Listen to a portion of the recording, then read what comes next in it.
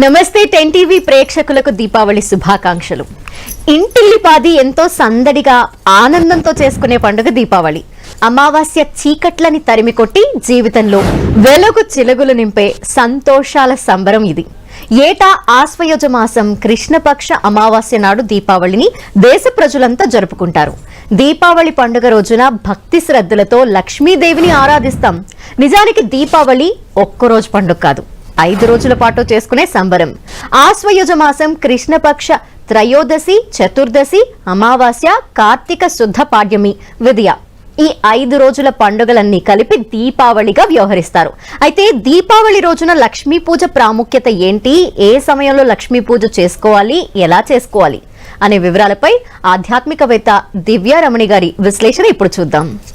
నమస్తే అండి. నమస్కారం అండి. దీపావళి శుభాకాంక్షలు. దీపావళి శుభాకాంక్షలు. సో ఎంత ఆనందంగా చేసుకుంటామో దీపావళి వస్తుందంటే, చిన్న పెద్ద అన్న తేడా లేకుండా క్రాకర్స్ కాల్చుకుంటూ.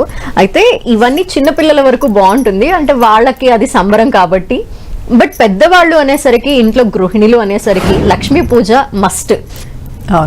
ఆ రోజు ఎంత భక్తి శ్రద్ధలతో చేసుకుంటామంటే అది అందరికీ తెలిసిన విషయమే.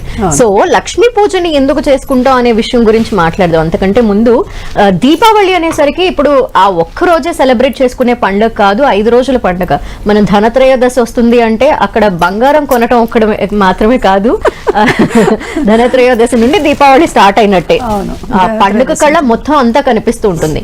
బట్ 5 రోజులు ఎందుకు జరుపుకుంటున్నాం అనే విషయానికి సంబంధించి చెప్పండి ఒకసారి. ఆశ్వీజ మాసంలో వచ్చే తిథులన్నీ ప్రత్యేకంగా చాలా ముఖ్యమైన తిథులు. మనకి అమావాస్య నుంచి మొదలు పెడితే దేవీ నవరాత్రులన్నీ మొదలవుతాయి. దేవీ నవరాత్రులు 9 రోజులు మనకు వచ్చేసరికి ఏమవుతుంది, ఈ నవరాత్రులు కాకుండా దసరా పండుగ ఉత్సవాలతోటి ఇలాగా మనం మొత్తం చూసుకుంటే అన్ని పండుగల వాతావరణమే కనిపిస్తుంది ఆశ్వీజ మాసంలో. తర్వాత మనం ఈ నవరాత్రి పూర్తయి, దసరా పూర్తయిన తర్వాత, ఏకాదశి పూర్తి అయిపోయిన తర్వాత అందరూ కామ్ గా అయిపోతారు కదా. మనకి చాలా ఉత్సాహంగా అమ్మవారి ఆరాధన చేసి, ఉత్సవాలు చేసి, అన్ని చేసిన తర్వాత కామ్ గా అయిపోతుంది. మళ్ళీ అలాగే మనకి ధనత్రయోదశి వచ్చేసరికి ఆడవాళ్ళకి చాలా ఇష్టమైన పండుగ. ఆడవాళ్ళకే కాదు, ఇంట్లో ప్రతి మగవాళ్ళకి కూడా ఇష్టమైన పండుగ. ఎందుకు అంటే గనక ధనలక్ష్మిని ఆరాధన చేస్తారు. ఆ రోజు ఏదన్నా ఉంటే గనక కొత్త పద్దు పుస్తకాలని పెట్టడం గాని, వ్యాపారానికి సంబంధించిన విషయాల్లో లక్ష్మీ పూజలు నిర్వహించడం గాని, ఇవాల్టి నుంచి అంటే ధనత్రయోదశి నుంచి మొదలుపెట్టి ఈ పూజని దీపావళి వరకు పూర్తి చేస్తారు.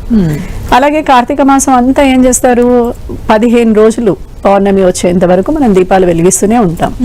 అంటే మనము ధనత్రయోదశి రోజు మొదలుపెట్టిన దీపాలు కార్తీక పౌర్ణమి వరకు వెలిగిస్తూ ఉంటాం.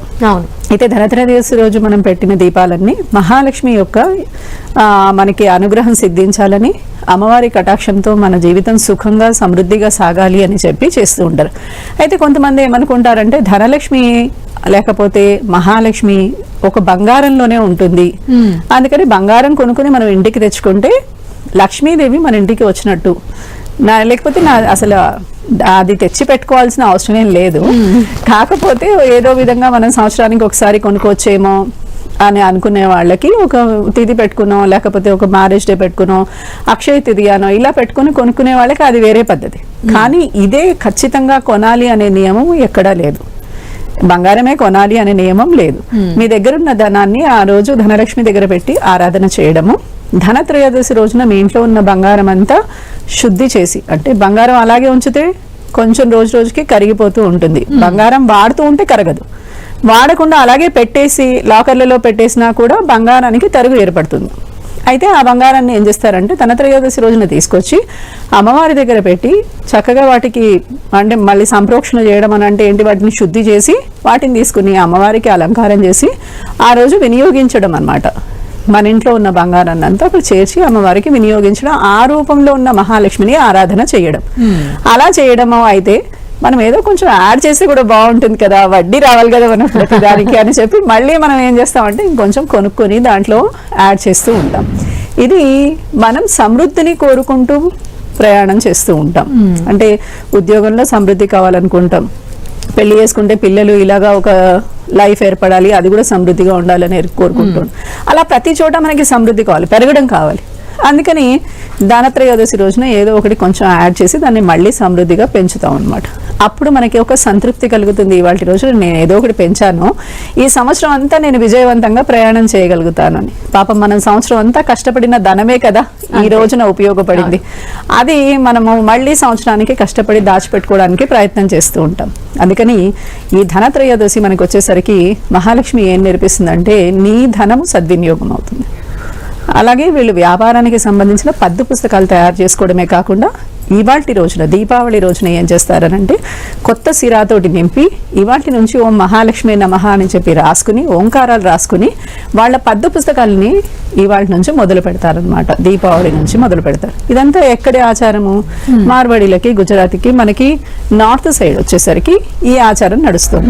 మనకి సౌత్ సైడ్ వచ్చేసరికి ఏంటి అని అంటే కనుక ఎప్పుడు భగవతారాధనే ముఖ్యముగా ప్రాముఖ్యముగా నడుస్తుంది. మనం ఎంతసేపు ఏం చేస్తాం, మన చుట్టూ ఉన్న పశుపక్షాదుల్ని, చీమల్ని, దోమల్ని దగ్గర నుంచి మనం సేవిస్తున్నట్టుగా అన్నిటికీ మనం ఆహారాన్ని పెడుతూ మనము ఉన్న దాంట్లో సంతృప్తి చెందుతూ దేవుణ్ణి ఆరాధన చేస్తాం. ఇవాళ రోజున మనకి దానము, పితృదేవతల ఆరాధన ఇలాంటివన్నీ మనకి ప్రీతిగా మనం చెప్పుకుంటాం కదా. మనం ఎక్కడ వెళ్ళినా కూడా మనం ఏం చేస్తామంటే వాళ్ళు పెడతారు, ఫోటోలు పెడతారు, పూజలు చేస్తారు. ఏ పూజలు చేసినా, ఏ హోమాలు చేసినా మొట్టమొదటిగా వాళ్ళ పితృదేవతల ఫోటోలు పెడుతూ ఉంటారు. మనం అలా ఫోటోలకి వాటికి చెయ్యం. కానీ మనం ఏం చేస్తామంటే తర్పణాలు వదులుతాము, పితృదేవతల్ని కాంక్షిస్తూ దీపాలు పెడుతూ ఉంటాము. దీపం అంటే ఏంటి? మనకి ఈ దీపము మీరు పూరి గుడిసెలో పెట్టినా, పెద్ద భవంతిలో పెట్టినా దీపం ఇచ్చేది వెలుగు మాత్రమే కదా. అవును, అంతేనా? ఇంకేమైనా ఇస్తుందా అంతే ప్రత్యేకంగా? అయితే దీపము, మనం దీపం మనకు కనిపిస్తుంది వెలుగుతున్నంతసేపు. అయితే దీపమే కనిపిస్తుందా? ఆ దీపం వెలుతురులో మనం కూడా కనిపిస్తున్నాం. మనం కూడా ప్రకాశమానంగా కనిపిస్తున్నాం, శోభాయమానంగా మనం కూడా కనిపిస్తున్నాం. భగవంతుడికి మనకి మధ్య ఉన్నది ఒక దీపం అయితే ఆ దీపం వెలుగులో భగవంతుడిని మనం చూడగలుగుతున్నాం. వెంకటేశ్వర స్వామిని దీపం వెలుగులో మాత్రమే చూస్తారు మీరు. మరి అంత దూరం నుంచి చూస్తున్నా వెంకటేశ్వర స్వామి మొహం కనిపిస్తోందా? దీపం వెలుగులో ఆయన కనిపిస్తున్నాడు. ఆయనకు కూడా మనం కనిపిస్తున్నాం, ఎందుకంటే ఆ దీపం వెలుగులో ఆయన కూడా మనల్ని చూస్తున్నారు కదా. అంతే, మనం ఒక క్షణం నుంచున్నా, 10 క్షణాల నుంచున్నా, 10 గంటల నుంచున్నా ఆయనకి మనం కనిపిస్తున్నాం, మనకి ఆయన కనిపిస్తున్నాడు. ఇది మనకి భగవంతుడి యొక్క దర్శనంలో దీపం యొక్క ప్రాముఖ్యత. మనం చూసామనుకోండి, దీపంని చూసినప్పుడు ఆ వెలుగులో పరమాత్ముడిని చూస్తున్నాము అనే జ్ఞానాన్ని మనం పొందాలి. ఈ వెలుగు ఏదైతే ఉందో అది ప్రకాశమయంగా, శోభామానంగా ఎప్పుడు ఊర్ధ్వముఖ దృష్టితోటి ఉంటుంది, త్రిగుణాత్మకం కలిగి ఉంటుంది. కాబట్టి ఈ దీపము ఎప్పుడూ ఊర్ధ్వముఖంగా ప్రయాణం చేస్తున్నట్టుగా మనం కూడా ఊర్ధ్వముఖంగా ప్రయాణం చేయాలి జీవితంలో. అంటే మనం పుట్టినప్పుడు ఏవో అధోముఖ ప్రయాణాలు అన్నీ నేర్చుకుంటాం, పక్క వాళ్ళని చూసి నేర్చుకుంటాం, మనకి జీవితంలో వచ్చినవి నేర్చుకుంటాం, స్థితిగతుల వల్ల కొన్ని నేర్చుకుంటాం. అయితే వీటిలో మంచి ఏదో చెడు ఏదో విసర్జించి దాంట్లో ఒక వెలుగుని మాత్రమే తెలుసుకోవాలి అని చెప్పి ఒక జ్ఞానాన్ని ప్రసాదించేది దీపం. అందుకని దీపావళి పండుగ పిల్లలకి టపాసులతో మొదలైతే పెద్దవాళ్ళకి దీపాలతో చాలా బాగా ఆనందంగా సాగేది పండుగ. అందుకని పిల్లల పండుగ అనుకోవచ్చు, పెద్దవాళ్ళ పండుగ అనుకోవచ్చు. మీరు చూడండి, దసరా నవరాత్రులు ఆడవాళ్ళు లేకపోతే ఎవరైతే దీక్ష తీసుకున్నారో వాళ్ళు బాగా ఎంజాయ్ చేస్తారు. ఎందుకంటే వాళ్ళు దీక్షలో పూజలు చేస్తూ ఉంటారు, వ్రతాలు చేస్తూ ఉంటారు, దానికి సంబంధించిన ప్రసాదాలు చేస్తూ ఉంటారు, వాళ్ళు బిజీ ఉంటారు. మిగతా వాళ్ళు నిత్య క్రతువుల్లో ఉంటారు, అంటే వాళ్ళ పనులలో వాళ్ళు ఉంటారు. అంతేగాని వాళ్ళకి పెద్దగా ప్రత్యేకంగా నవరాత్రులు వచ్చాయా పోయాయా అన్న ఐడియా ఉంటుందా? ఏమీ ఉండదు. అదే దీపావళి పండుగ తేడా ఉండదు, వాళ్ళు వీళ్ళు వీళ్ళని తేడా ఉండదు, మగవాళ్ళు తేడా ఉండదు, పిల్లలని తేడా ఉండదు, ఆడవాళ్ళని తేడా ఉండదు. అందరూ బిజీగా కనిపిస్తారు. ఆఖరికి ముసలి వాళ్ళు కూడా బిజీగా కనిపిస్తారు. ఆఖరికి మనం పోయిన వాళ్ళ పితృదేవతలను కూడా పిలుస్తున్నాం. అవును, అందరినీ తలుచుకుంటూ జరుపుకునే పండుగ. అందుకని ఇందులో మనం దాదాపుగా ఒక 5 రకాల వాళ్ళందరినీ దీంట్లో మనము యాడ్ చేస్తున్నాం. పంచభూతాలని యాడ్ చేస్తున్నాము, పితృదేవతల్ని యాడ్ చేస్తున్నాము, మన ఇంట్లో ఉన్న పిల్లల్ని తీసుకుంటున్నాము, మన పెద్దవాళ్ళని తీసుకుంటున్నాము, మనము కూడా దాంట్లో లీనమవుతున్నాం. అలాంటి పండుగ ఏదైనా ఉంది అంటే అది దీపావళి మాత్రమే. నిజమే. అయితే 5 రోజుల్లో భాగంగా చివరి రోజు అంటే ఈ రోజుని చివరి రోజుగా అనుకోవాలా, ఇంకా ఉన్నాయంటారా? మీకేంటనంటే కనుక నరక చతుర్దశి, నరకాన్ని పారత్రోలేది నరక చతుర్దశి అంటే. అందరికీ నరక భయం ఉంటుంది. మనం తెలుసో తెలియకో, మంచో చెడో మన జీవితంలో మనం ఖచ్చితంగా ఏదో ఒక స్థలంలో కొన్ని తప్పులు చేస్తాం. చేయకుండా అయితే జీవితం ఉండకపోవచ్చు. అలా చేసినప్పుడు వాటి నుంచి విముక్తి కల్పించడానికి ఈ నరక చతుర్దశి ఉపయోగపడుతుంది. అంటే మనిషికి నరకప్రాయమైన జీవితమే సంసారం. భూలోకంలో ఉండడం, ఈ సంసారాన్ని అనుభవించడం, దీన్ని దాటి వాడు బయటికి వెళ్ళి భగవంతుడిని పొందాలి అని అంటే అయ్యో అక్కడెక్కడో పరమపదం ఉంది, స్వర్గం ఉంది, మీకు వైకుంఠం ఉంటుంది, కైలాసం ఉంటుంది, సత్యలోకం ఉంటుంది అని అంటే ఎక్కడుంటాయి?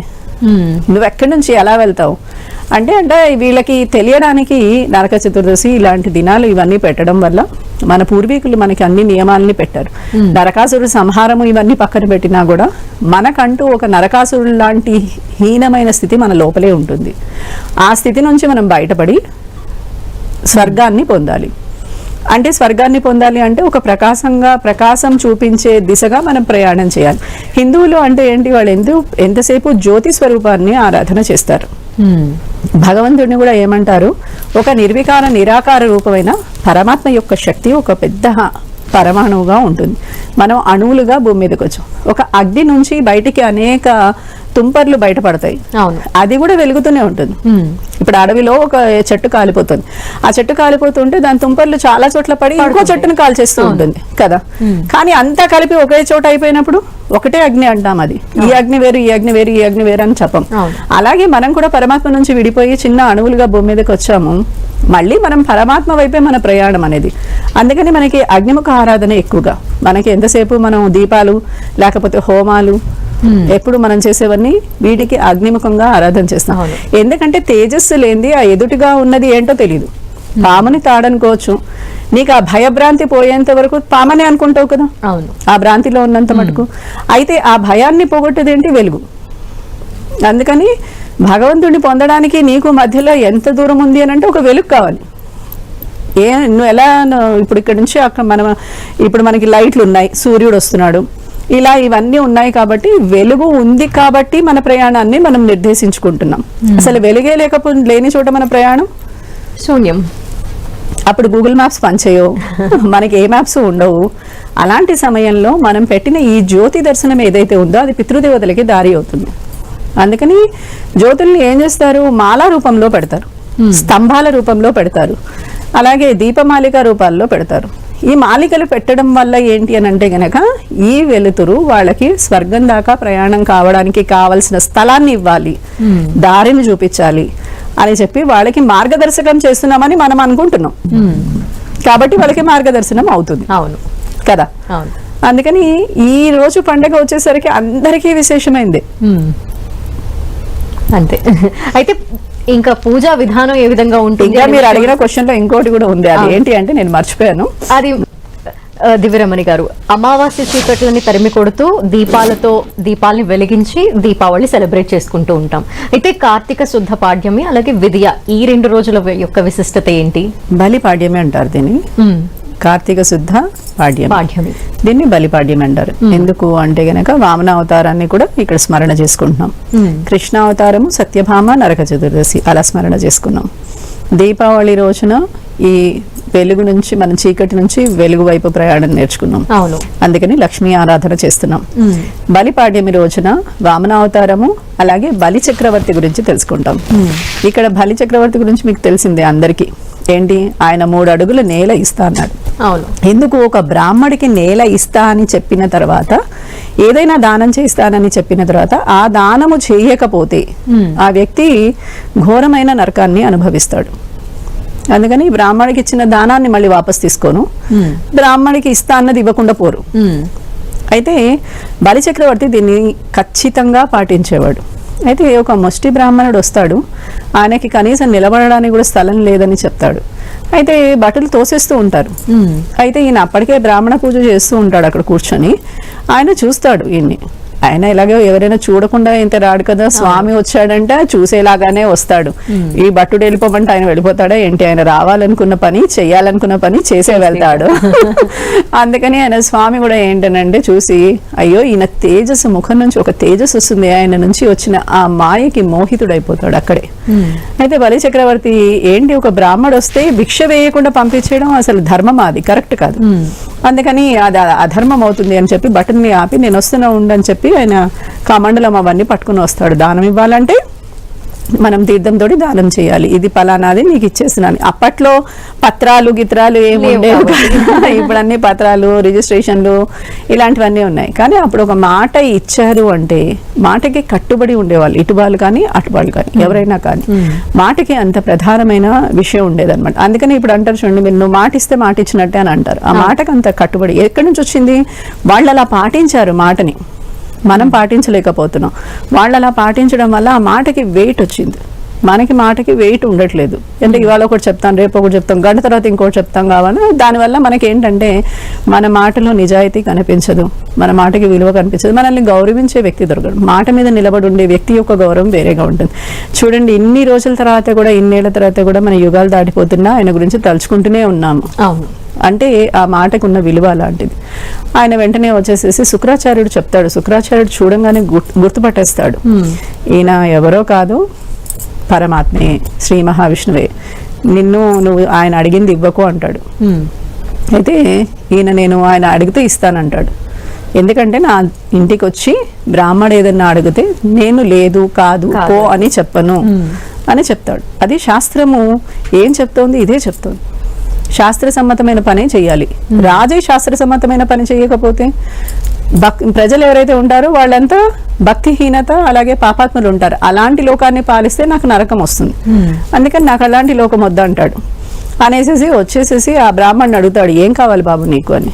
ఏం కావాలి అని అంటే, నాకు అసలు నక్కలు కుక్కలు అవి ఇవి తిరుగుతున్నాయి, దానివల్ల నేను తల ఇలా పెట్టుకొని పడుకోవడానికి కావాల్సిన భూమి కూడా లేదు, నిలువ నీడ లేని వాడిని, కాబట్టి నా పాదం మోపగలిగే స్థలం కావాలి అంటాడు.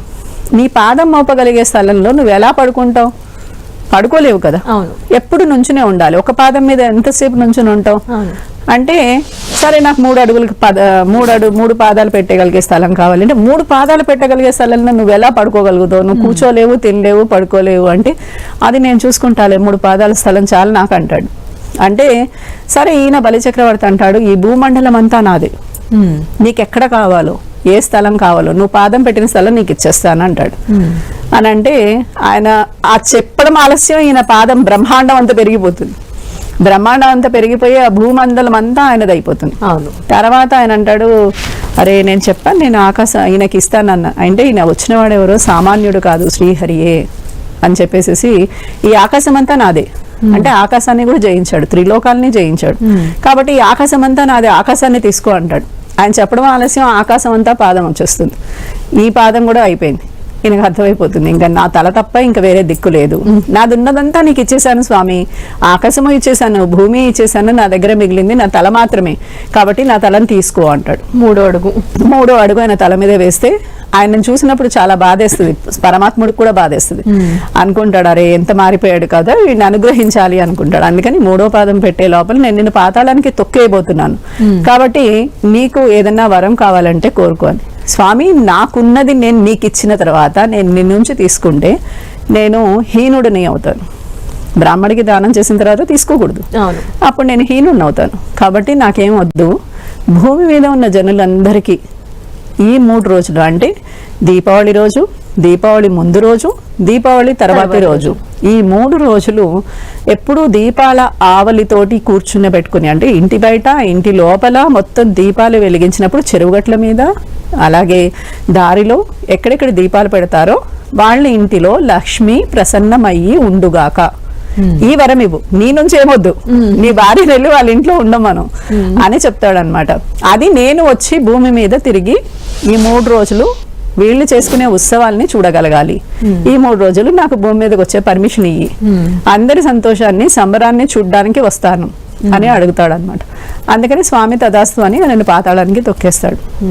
అందుకని ఈ రోజున ఆయన గుర్రం మీద వచ్చి అందరినీ చూస్తాడు అని చెప్పి చూస్తూ ఆయన అక్కడ గుర్రపు స్వారీ మీద వచ్చే బలిచక్రవర్తి బొమ్మని పెట్టి పూజ చేస్తుంటారు. కేరళలో మీరు చూస్తే, ఇది నేను ఒకసారి వెళ్ళాను ఇట్లాంటి టైంలో, వెళ్ళినప్పుడు అక్కడ కేరళలో వాళ్ళు ఈ గుర్ర బొమ్మ మీద స్వారీ చేస్తున్న బలిచక్రవర్తి బొమ్మని పెట్టి దానికి బయట పెట్టి పూజలు చేస్తున్నాడు. బలిచక్రవర్తి మా ఇంటికి వచ్చాడు, మమ్మల్ని చూశాడు, మేము దీపాలు పెట్టుకున్నవి చూశాడని. అండ్ దీపాలు వాళ్ళు పెట్టినప్పుడు కూడా స్తంభం దీపాలు అనమాట, ఎవరికి వాళ్ళు ఇట్లా రింగ్స్ రింగ్స్ రింగ్స్ రింగ్స్ ఇట్లా ఉన్నవి స్తంభాల దీపాలు పెట్టారనమాట. అంటే ఆ దీప స్తంభాలు అక్కడ వాళ్ళ ఇంటి ముందు ప్రజ్వలిల్లుతూ ఉంటాయి. కాబట్టి మహాలక్ష్మి కూడా మా ఇంటికి వస్తుంది, బలిచక్రవర్తి కూడా వెళ్తూ వెళ్తూ చూస్తున్నాడు, మేము సంతోషంగా ఉన్నాము అని ఒక దీన్ని వాళ్ళు మలయాళంలో చెప్పారనమాట. అది నిజంగా భలే అనిపించింది అలా అంటే చూస్తున్నప్పుడు. మనం లక్ష్మీదేవి యొక్క పూజ మాత్రమే చేసుకుంటూ ఉంటాం కానీ బలి చక్రవర్తిని కూడా పూజిస్తూ ఉంటాం. అంటే కొన్ని ప్లేసెస్ లో విష్ణుమూర్తిని కూడా ఆరాధిస్తారు. అక్కడ వామనుడు లాగా తాటాకు గొడుగు పట్టుకొని వస్తున్నట్టుగా ఒక బ్రాహ్మణుడు బొమ్మను పెడతారు. పిల్లలు అలా అవతారాలు వేసుకొని చక్కగా పిల్లలు ఆడుతూ ఉంటారు. ఇది కనిపిస్తుంది మనకి. ఎప్పుడు కనిపిస్తుంది ఇది? జన్మాష్టమి రోజున పిల్లలు కృష్ణుడి లాగా వేషం వేసుకుని కృష్ణుడి యొక్క రాసలీలలు ఆడుతూ ఆ ఉట్టి కొడుతూ ఇలాగా అనిపిస్తూ ఉంటారు కదా. అయితే బలి చక్రవర్తి టైంలో కూడా ఈ వామన అవతారంలో స్వామి వచ్చినట్టు, ఒక పిల్లాడు వాళ్ళందరింటికి వచ్చినట్టు ధోతి కట్టుకొని ఇట్లా పెడతారనమాట. అది కూడా చాలా అసలు విశేషంగా జరుపుకుంటారు అక్కడ. మనం కొన్ని మనం ఏంటంటే సిటీలో ఉండి బిజీ అయిపోయి మన లైఫ్ లో మనకి ఇంటికి వచ్చేవాళ్ళు లేడు, పోయేవాళ్ళు లేడు, కాబట్టి మనకి ఈ పద్ధతులు ఉన్నాయా లేదా అంటే గ్రామాల్లో ఉంటాయి, గ్రామాల్లో చేస్తూ ఉంటారు. ఇక్కడ వచ్చేసరికి సిటీలో అందరూ గ్రామాలకే వెళ్ళిపోతారు కదా, అందుకని అక్కడే సెలబ్రేట్ చేసుకుంటారు. తర్వాత యమద్వితీయ మీరు అడిగిన దానికి. యమద్వితీయ వచ్చేసరికి యమునా నది మనకి తెలిసిందే. యమధర్మరాజు ఆయన చెల్లెలు. అయితే మీ ఇంటికి మీ బ్రదర్స్ సిస్టర్స్ వస్తుంటారు, మా ఇంటికి వస్తూ ఉంటారు, కానీ యమధర్మరాజుకి ఖాళీ ఉంటుందా? పాపం ఆయన ఖాళీయే ఉండదు కదా, ఎప్పుడు బిజీ. ఆయన ఎప్పుడు పాపాలు చేసేవాళ్ళు ఆయన నరకానికి వస్తూనే ఉంటాడు, చిత్రగుప్తుడు చదువుతూనే ఉంటాడు, ఈయన శిక్షలు వేస్తూనే ఉంటాడు. ఆయనకి పాపం ఏ యుగం చూసుకున్నా ఖాళీ దొరకట్లేదుట. అందుకని ఆయన వస్తే గిస్తే ఏమన్నా త్రేతాయుగంలో రావాలి, అంతేగాని మిగతా యుగాల్లో రాలేనంటే అంటే సత్యయుగంలో రావాలి. సత్యయుగంలో అయితే గనక ధర్మం 4 పాదాలు నడుస్తుంది. తర్వాత మనకి ద్వాపర యుగం నుంచి 3 పాదాలు, ఇప్పుడు వచ్చేసరికి అసలే ఒకటే పాదంతో నడుస్తుంది కదా. అందుకని మనం వచ్చేసరికి ఇంకా దాన్ని కాళ్ళు ఇరగొట్టి కూర్చోబెట్టాం కదా. ఆయన ఇంకా బిజీ. ఎలాగా అంటే అప్పుడు ఆయన అంటాడు అనమాట, ఈ ఒక్కరోజు ఆవిడ యమునాదేవి వెళ్ళి అడుగుతుంది అనమాట, అన్న నువ్వు మా ఇంటికి రావాలి కదా, నాకు కూడా నీకు ఏదో రాఖీ పండగకు వస్తాను, నేను రాఖీ కడతాను, నువ్వు పెడతావు, తీసుకుంటాను, తింటాను, వెళ్ళిపోతాను, నువ్వేవో శుభ్రంగా నాకు గిఫ్ట్లు ఇస్తావు, వేసుకుని వెళ్ళిపోతాను. బట్ ఆయనకంటూ నేను ఖాళీ లేదు కదా, నువ్వు రావాలి కదా. అందుకని అని అంటే అప్పుడు ఈ ద్వితీయ రోజున నేను వస్తాను, మీ ఇంటికి భోజనానికి వస్తాను అని చెప్పితే ఆయన ఇంటికి వస్తాడు, భోజనం చేసి సంతుష్టుడు అవుతాడు. ఆహా, ఒక్కరోజు బ్రేక్ దొరికినప్పుడు మనకి ఎంత రిలీఫ్ గా ఉంటుంది. ఆయన కూడా రిలీఫ్ వచ్చినట్టుంది. పాపం వరం ఏం కావాలో కోరుకో అని చెల్లెల్ని అడిగితే, ఎప్పుడు దేవి దేవతలు ఎలా ఉంటారనంటే వాళ్ళ కోసం వరాలు కోరుకోరు, లోక కళ్యాణార్థం వరాలు అడుగుతారు. ఏమంటారనంటే ఎవరైతే వాళ్ళ చెల్లెల ఇంటికో అక్కింటికో సోదరి ఇంటికి వెళ్ళి వాళ్ళు భోజనం చేస్తారో ఈ రోజున వాళ్ళని నువ్వు పీడించకు, అంటే సడన్ డెత్ ఇవ్వకుండా ఆ రోజు చనిపోయినా సరే వాళ్ళని నువ్వు నరకానికి పిలవకు, వాళ్ళకి చావు ఉంటే కూడా తప్పించడానికి ప్రయత్నం చేయి అని ఆమె వరం కోరుకుంటుంది. అందుకని ఈ రోజున ఆ సోదరి చేతి వంట తింటే అంట వాళ్ళకి యమద్వారం చూడవలసిన అవసరం రాదుట ఆమె కోరిక వల్ల. అందుకని ఇవాటి రోజున బ్రదర్స్ సిస్టర్స్ ఒక చోటనేమో మనం ఈ అమ్మాయి వెళ్తుంది, ఒక చోటనేమో అబ్బాయి వస్తాడు. పాపం వాళ్ళకు కూడా ఒక బ్రేక్ ఉండాలి, వాళ్ళు రావాలి, వాళ్ళు ఎంజాయ్ చేయాలి కదా. అది ఇలాగా అమ్మాయి వాళ్ళకి సమారంభాలతోటి బొట్టు పెట్టి బట్టలు పెట్టి వాళ్ళకి అన్ని రకరకాల సమారంభాలతోటి వాళ్ళని సత్కరింపజేస్తుంది. అందుకని 5 రోజులు అయిపోయింది పండగ. సో ఎంత చక్కగా వివరించారో. అంటే ఒక్కరోజు దీపావళి అని అనుకుంటూ ఉంటాము, అది ముందు నుండి ఎన్ని రోజులు ఎలా ఉంటుంది, ఏ రోజు ఎలా జరుపుకోవాలి అనే విశేషాలన్నీ కూడా తెలియజేసినందుకు ధన్యవాదాలు మీకు. నమస్కారం. నమస్తే. సో వన్స్ అగైన్ 10 టీవీ ప్రేక్షకులందరికీ కూడా దీపావళి శుభాకాంక్షలు. నమస్తే.